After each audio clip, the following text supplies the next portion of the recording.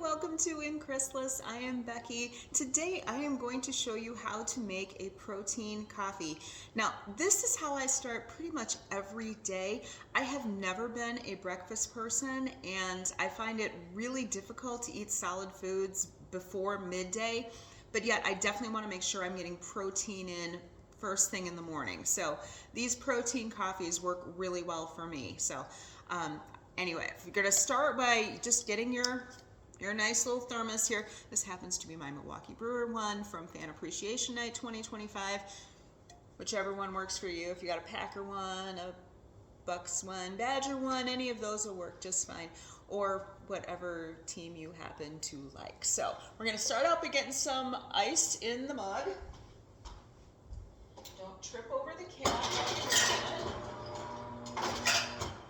Alright, just a little bit of ice ought to do it. Alright, and then you take your protein shake. So this is a Premier. I have a, this is a Premier chocolate strawberry. I like Premiers. Use whichever one you happen to like. So just pour it into the mug. Right over the ice. And then you're going to take your cold brew coffee. I make my own cold brew, so to do that you just grind the beans, and then I use the mason jar method. So you do a coarse grind on your beans and then just put the ground beans and your water into the mason jar. Give it a shake and let it sit in the refrigerator for at least 24 hours. I find that 24 to 48 hours is really the sweet spot.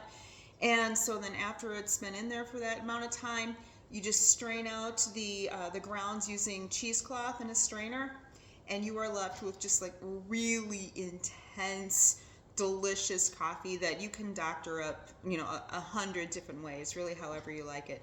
But I've always liked cold brewed coffee, and I don't know why, I just always have. So anyway, take your cold brew,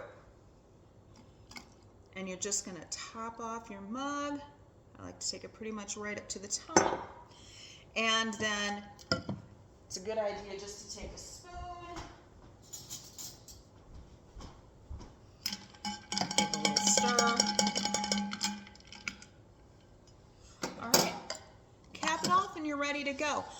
I generally make about maybe 3 or 4 of these at a time because I always like to have some sitting in the refrigerator.